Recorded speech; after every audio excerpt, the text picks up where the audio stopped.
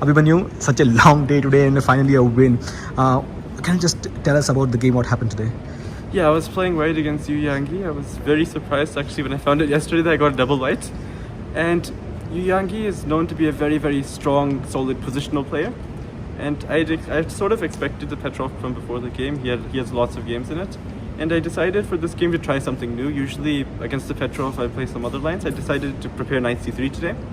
And it worked out nicely. Actually, one funny thing at the start of the game was that I was playing next to Nihal and he had a Petrov on the next board. And there was actually an incident in 2018, or I think there was one Grand Swiss where actually there were two games back to back, like next to each other, that copied each other for 21 moves. And actually, another thing is that Yu Yangi was one of those players in those fours. So that was a bit of a funny experience. But okay, I mean, of course, okay, both games deviated soon enough. And okay, so now back to my game. So yeah, I somehow prepared him in the opening with all this like rook h1, bishop g5 stuff. It's sort of fresh. I looked at it this morning and it looked quite interesting. And I think after I got g5, I had some kind of I had some sort of an edge, because then okay, I have all this play on the king side, h4, h5, and it's nice for white because you don't have any risk and you can just keep on playing forever.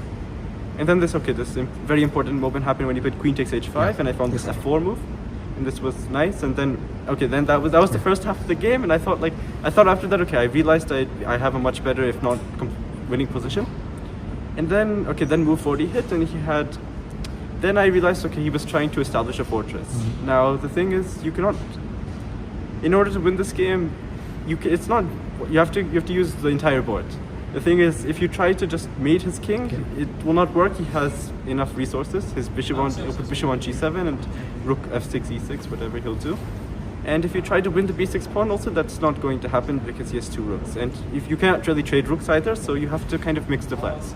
And that's what I did. So I'd seen this plan from, let's say, the start of the time control, but of course it took me a longer time to implement this.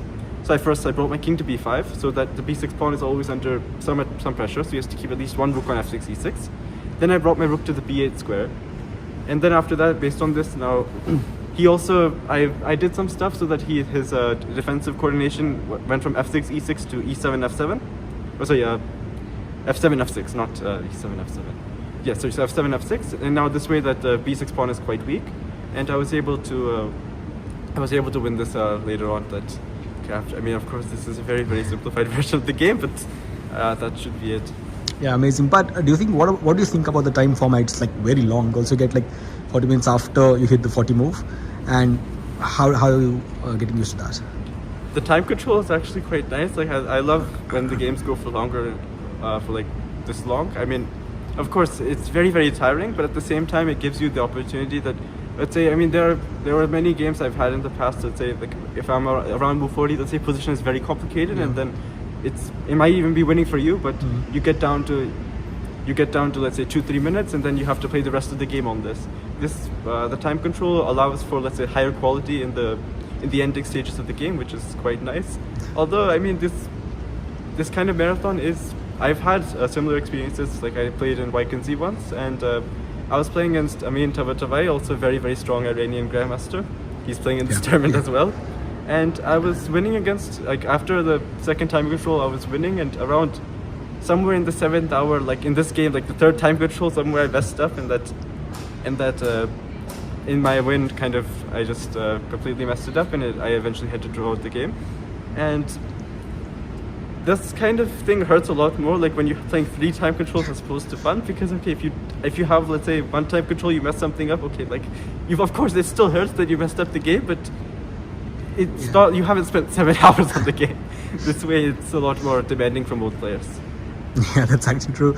And how happy are you with your performance so far? Like it's the second win in a row, and what do you think for the rest of the tournament? Yeah, so far I'm very happy with my performance. I mean, 2.5 out of 3, and round 1 was a very solid draw against a very, very strong player as well. So yeah, I mean, this for the rest of the tournament, I mean, this is going to be very fun. 8 more rounds to go. We'll see how it goes from here. Great. Thank you so much, and all the very best for the rest of the rounds. Thank you.